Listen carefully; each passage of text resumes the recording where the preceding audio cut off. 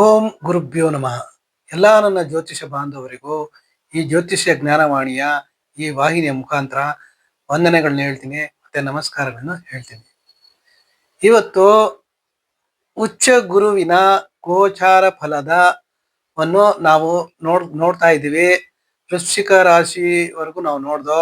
ಇವಾಗ ಮುಂದುವರೆದ ಭಾಗದಲ್ಲಿ ಧನುರ್ ರಾಶಿ ಮತ್ತೆ ಮಕರ ರಾಶಿಯ ಉಚ್ಚ ಗುರುವಿನ ಗೋಚಾರ ಫಲಗಳನ್ನ ನಾವು ನೋಡೋಣ. ಈಗ ಧನುರ್ ಲಗ್ನ ನೋಡಿ, ಧನುರ್ ಲಗ್ನ ಅಥವಾ ಧನುರ್ ರಾಶಿ, ಧನುರ್ ಲಗ್ನ ಅಥವಾ ಧನುರ್ ರಾಶಿಯವರಿಗೆ ಲಗ್ನನೂ ಅದೇ ಇರ್ಬೋದು ಅಥವಾ ಚಂದ್ರ ಇರ್ಬೋದು, ಎರಡಕ್ಕೂ ಅದು ಅನ್ವಯ ಆಗುತ್ತೆ. ಇಲ್ಲಿಂದ ಅಷ್ಟಮದಲ್ಲಿ ಉಚ್ಚ ಗುರು ಸಂಚಾರ ಮಾಡುವಾಗ ಏನ್ ಫಲ ಅಂತ ನಾವು ನೋಡಕ್ ಹೋದಾಗ, ಈ ಗುರು 1-4 ಅಧಿಪತಿಯಾಗಿ, ಲಗ್ನಾಧಿಪತಿ ಚತುರ್ಥಾಧಿಪತಿಯಾಗಿ, ಆ ಲಗ್ನಾಧಿಪತಿ ಅಷ್ಟಮದಲ್ಲಿ ಸಂಚಾರ ಮಾಡುವಾಗ, ಉಚ್ಚನಾಗಿ ಸಂಚಾರ ಮಾಡುವಾಗ, ಇವರು ಈ ಒಂದು ವರ್ಷದಲ್ಲಿ ಅವರ ಪರ್ಸನಾಲಿಟಿನಲ್ಲಿ ತುಂಬಾ ಚೇಂಜಸ್ ಕಾಣುತ್ತೆ, ತುಂಬಾ ಚೇಂಜಸ್ ಆಗೋಗ್ಬಿಡುತ್ತೆ. ಸ್ವಲ್ಪ ತೆಳ್ಳಿಗಿರೋರು, ಈ ಲಗ್ನದವರು ಅಥವಾ ಲಗ್ನ ಅಥವಾ ಚಂದ್ರ ಇದ್ರೆ ಅವರು ಸಡನ್ ಆಗಿ ದಪ್ಪ ಆಗುವಂತ ಚಾನ್ಸಸ್ ಇರುತ್ತೆ. ಮತ್ತೆ ಕೊಲೆಸ್ಟರ್ಗೂ ಕಾರಕ ಗ್ರಹ ಗುರುನೇ. ಅದನ್ನ ಆದಷ್ಟು ನಾವು ಅವರು ವ್ಯಾಯಾಮಗಳು ಮಾಡ್ಬೇಕಾಗುತ್ತೆ, ಇಲ್ಲ ಅಂದ್ರೆ ಸಡನ್ ಆಗಿ ಚೇಂಜ್ ಆಗ್ಬಿಡುತ್ತೆ. ಇವಾಗ ಇವತ್ತು ಒಂದು 6-8 ತಿಂಗಳ ಮುಂಚೆ ಅವರು ಒಬ್ಬರನ್ನ ಭೇಟಿ ಆಗಿರ್ತಾರೆ, ಮತ್ತೆ ಆ 8 ತಿಂಗಳು ಅಥವಾ 6-8 ತಿಂಗಳು ನೋಡಿದಾಗ ಸಡನ್ ಆಗಿ ಅವ್ರಿಗೆ ಚೇಂಜಸ್ ಕಾಣ್ಬಿಡುತ್ತೆ. ಇವ್ರಿಗೇನು ನೇಟಿವ್ ಏನು ಗೊತ್ತಾಗಲ್ಲ, ಬೇರೆಯವ್ರಿಗೆ ಸಡನ್ ಆಗಿ ಚೇಂಜ್ ಆಗ್ಬಿಡುತ್ತೆ. ಏನಪ್ಪಾ ಇಷ್ಟೊಂದು ದಪ್ಪ ಆಗ್ಬಿಟ್ಟಿದ್ಯಾ ಅಂತ ಅವರು ಅದನ್ನ ಹೇಳುವಂತ ಒಂದು ಪ್ರಸಂಗಗಳು ಲಗ್ನಾಧಿಪತಿನೇ ಉಚ್ಚನಾಗಿ ಅಷ್ಟಮದಲ್ಲಿ ಸಂಚಾರ ಮಾಡುವಾಗ ಈ ರೀತಿ ಒಂದು ಅವರ ಒಂದು ದೇಹ ಸಾಮರ್ಥ್ಯದಲ್ಲಿ, ಒಂದು ಪರ್ಸನಾಲಿಟಿಲಿ ಸಡನ್ ಚೇಂಜಸ್ ಬಂದ್ಬಿಡುತ್ತೆ. ಇನ್ನೊಂದು ನಾವು ನೋಡಕ್ ಹೋದಾಗ, ಈ ಈ ಲಗ್ನಾಧಿಪತಿ ಅಷ್ಟಮದಲ್ಲಿ ಸಂಚಾರ ಮಾಡುವಾಗ ಕೆಲವು ಒಂದು ವೃತ್ತಿ ಮಾಡೋರ್ಗೆ, CID ಆಗ್ಲಿ ಅಥವಾ ಪತ್ತೇದಾರಿ ಆಗ್ಲಿ ಅಥವಾ ಡಾಕ್ಟರ್ ಆಗ್ಲಿ, ವಿಜ್ಞಾನಿಗಳೇ ಆಗ್ಲಿ ಇಂಥ ಒಂದು ಪ್ರೊಫೆಷನ್ ಇರೋರ್ಗೆ ಅತ್ಯಂತ ಶುಭದಾಯಕವಾಗುತ್ತೆ. ಅವರು ಎಲ್ಲಾದ್ರಲ್ಲೂ ಡಾಕ್ಟರ್ ಆಗಿರೋರು ಏನಾದ್ರೂ ಒಂದು ಹೊಸದು ಕಲಿತಾರೆ, ಒಳ್ಳೇದನ್ನೇ ಮಾಡ್ತಾರೆ. ಅಂದ್ರೆ ಪೇಷಂಟ್ಗೆ ಚೆನ್ನಾಗಿ ನೋಡ್ತಾರೆ. ಯಾಕಂದ್ರೆ ಅಷ್ಟಮ ಸ್ಥಾನನೇ ಒಂದು ಡಾಕ್ಟರ್ನ ನಾವು ನೋಡ್ಬೇಕಾಗುತ್ತೆ. ಆ ಲಗ್ನಾಧಿಪತಿ ಅಷ್ಟಮದಲ್ಲಿ ಉಚ್ಚನಾಗಿ ಹೋಗುವಾಗ ಡಾಕ್ಟರ್ ಪ್ರೊಫೆಷನ್ ಅಲ್ಲೂ ಅವರು ಉನ್ನತಿ ಕಾಣಬಹುದಾಗಿದೆ.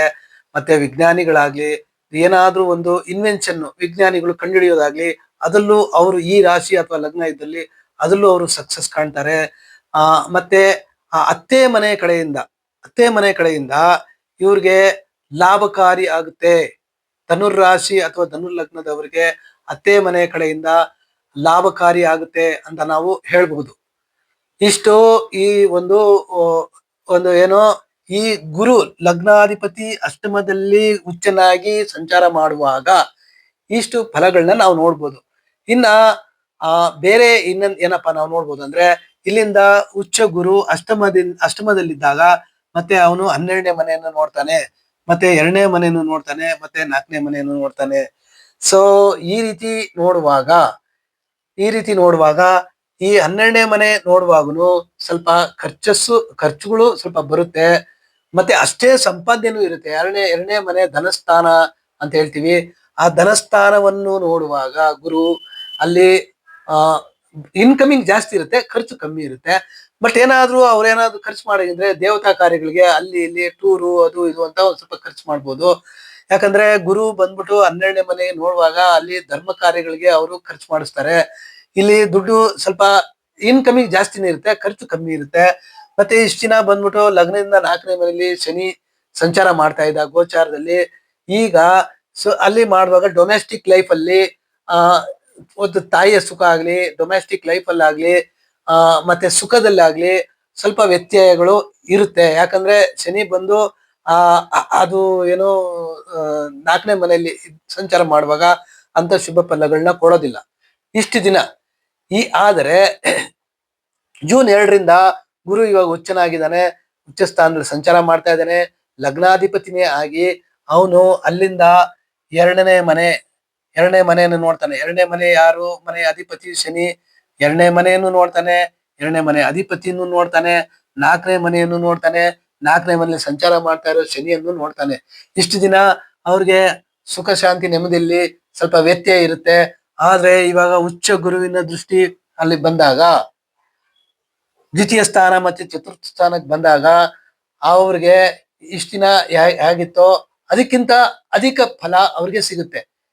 ಯಾಕಪ್ಪ ಅಂದ್ರೆ ಗೃಹ ನಿರ್ಮಾಣದ ಒಂದು ಕಾರ್ಯನೂ ಇರುತ್ತೆ. ಡೊಮ್ಯಾಸ್ಟಿಕ್ ಲೈಫ್ ಅಲ್ಲೂ ಶಾಂತಿ, ಸುಖ ಶಾಂತಿ ಇರುತ್ತೆ.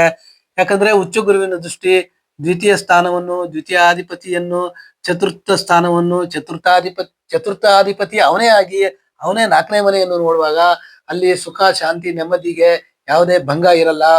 ಒಟ್ಟಲ್ಲಿ ಸಾರಾಸಗಟಾಗಿ ನಾವು ಈ ಧನುರ್ ಲಗ್ನಕ್ಕೆ ಅಥವಾ ಧನುರ್ ರಾಶಿಗೆ ಈ ಉಚ್ಚ ಗುರುವಿನ ಗೋಚಾರ ಫಲ ಅತ್ಯಂತ ಶುಭದಾಯಕವಾಗಿರುತ್ತೆ. ಎಲ್ಲ ಸಡನ್ ಆಗಿ ಬರುತ್ತೆ. ಒಂದು ಏನಾದ್ರೂ ಅವ್ರೇನು ಲಾಟ್ರಿಯಲ್ಲಿ ಏನಾದ್ರೂ ಒಂದು ಪಂದ್ಯ ಕಟ್ಕೊಂಡ್ರು ಅಥವಾ ಲಾಟ್ರಿಲಿ ಏನಾದ್ರೂ ಭಾಗವಹಿಸಿದ್ರು ಅದಲ್ಲಿ ಅವ್ರಿಗೆ ಲಾಭದಾಯಕವಾಗುತ್ತೆ ಅಂತ ಹೇಳ್ತಾ ಇದ್ದೀನಿ ನಾನು. ಹಂಗಂದ್ಬಿಟ್ಟು ಎಲ್ಲಾರು ಹೋಗಿ ಲಾಟ್ರಿನ ಆಡಕ್ ಹೋಗ್ಬೇಡಿ, ಲಾಟ್ರಿನ ತಗೊಳಕ್ ಹೋಗ್ಬೇಡಿ, ಜೂಜು ಇಂಥವೆಲ್ಲ ಮಾಡೋದ್ ಬೇಡ. ಯಾಕಪ್ಪ ಅಂದ್ರೆ ಆ ಒಂದು ಲಾಟ್ರಿ ಬರಕ್ಕೇನೆ, ಲಾಟ್ರಿಯಲ್ಲಿ ನಾವು ಗೆಲ್ಲಕ್ಕೇನೆ ಕೆಲವು ಕಾಂಬಿನೇಷನ್ ಇದೆ. ಲಾಟ್ರಿ ನಾವು ಯಾವ್ದು ಜೀವನದಲ್ಲಿ ಲಾಟ್ರಿಗಳು ಗೆಲ್ತಾರೆ, ಲಾಟ್ರಿ ತಗೊಂಡಾಗ್ಲಿ ಅಥವಾ ಜೂಜ್ ಆಗ್ಲಿ ಆಡಿ ಗೆಲ್ತಾರೆ ಅನ್ನೋದಕ್ಕೆ ಕೆಲವು ಕಾಂಬಿನೇಷನ್ ಇದೆ. ಅದು ಮುಂದೆ ನಾವು ನೋಡೋಣ, ಅದ್ರ ಬಗ್ಗೆ ತಿಳ್ಕೊಳ್ಳೋಣ ಅಂತ ಹೇಳ್ತಾ, ಈ ಉಚ್ಚ ಗುರುವಿನ ದೃಷ್ಟಿ ಅವ್ರಿಗೆ ಅತ್ಯಂತ ಶುಭದಾಯಕವಾಗಿರುತ್ತೆ. ಇನ್ನೊಂದೇನಪ್ಪಾ ಅಂದ್ರೆ ಇವರು ಇಲ್ಲಿ ಕೊಲೆಸ್ಟರು ಜಾಸ್ತಿ ಆಗುತ್ತೆ. ಯಾಕಂದ್ರೆ ಲಗ್ನಾಧಿಪತಿ ಅಷ್ಟಮದಲ್ಲಿ ಉಚ್ಚನಾಗಿ ಸಂಚಾರ ಮಾಡುವಾಗ ಆರಾಮಾಗಿ ಅವರು ಇರುವಂತ ಪ್ರಸಂಗಗಳು ಬರುತ್ತೆ. ಅಲ್ಲಿ ಕೊಲೆಸ್ಟರ್ ಜಾಸ್ತಿ ಆಗಿ ಮತ್ತೆ ಡಯಾಬಿಟಿಕ್ ಬರುವಂತ ಸಾಧ್ಯತೆ ಇರುತ್ತೆ. ಇದಕ್ಕೆಲ್ಲ ಆಸ್ಪದ ಕೊಡದೆ ನಿಯಮಿತವಾಗಿ ವ್ಯಾಯಾಮವನ್ನು ಮಾಡಿ, ಇಲ್ಲ ಯೋಗ ಮಾಡಿ. ಯೋಗ ಅತ್ಯಂತ ಶುಭಕರ. ಯೋಗ ಎಂತ ಒಂದು ಪುರಾತನ ಕಾಲದ ನಮ್ಮ ದೇಶದ ಪುರಾತನ ಕಾಲದ ಒಂದು ಯೋಗ.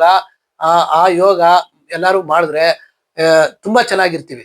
ಯಾಕಂದ್ರೆ ದೇಹ ಒಂದು ದಪ್ಪ ಆಗಕ್ಕೆ ಸಾಧ್ಯ ಇರೋದಿಲ್ಲ. ನಾವು ನೋಡ್ಬೋದು ಡಾಕ್ಟರ್ ರಾಜ್ಕುಮಾರ್ ಅವ್ರು, ನಾವು ಎಷ್ಟೇ ವರ್ಷ ಅವರು 60 ವರ್ಷ ಆದ್ರೂ ಅವರು ಸದೃಢವಾಗೇ ಇದ್ರು ಅಂತ. ಅವ್ರಿಗೆ ಯಾವುದೇ ರೀತಿ ಹೊಟ್ಟೆ ಬರೋದಾಗ್ಲಿ, ತುಂಬಾ ಆ ರೀತಿ ವಯಸ್ಸಾಗಿರೋ ತರ ಅವರು ಇರ್ಲಿಲ್ಲ. ತುಂಬಾ ಚೆನ್ನಾಗಿ ಅಂದ್ರೆ ಹೆಂಗಾಗೆ ಇದ್ರು ಅವರು. ಎಷ್ಟು ವರ್ಷ ಆದ್ರೂ ಅವ್ರು ಹೆಂಗಾಗೆ ಇದ್ರು. ಅವರ ದೇಹದ ಒಂದು ಪರ್ಸನಾಲಿಟಿ ಅಷ್ಟೇ ಚೆನ್ನಾಗಿ ಅವ್ರು ಕಾಪಾಡ್ಕೊಂಡಿದ್ರು.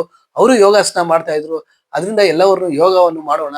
ಯೋಗ ಮಾಡೋದ್ರಿಂದ ಯೋಗ ಮಾಡೋದ್ರಿಂದ ರೋಗ ನಿರೋಗಿಯಾಗಿರ್ಬೋದು ಅಂತ ಹೇಳ್ತಾ, ಈ ವಿಡಿಯೋನ ನೋಡಿ ಲೈಕ್ ಮಾಡಿ, ಶೇರ್ ಮಾಡಿ, ಸಬ್ಸ್ಕ್ರೈಬ್ ಮಾಡಿ ಅಂತ ಹೇಳ್ತಾ ಈ ವಿಡಿಯೋನ ಮುಗಿಸ್ತಾ ಇದ್ದೀನಿ. ಜೈ ಶ್ರೀ ಕೃಷ್ಣ.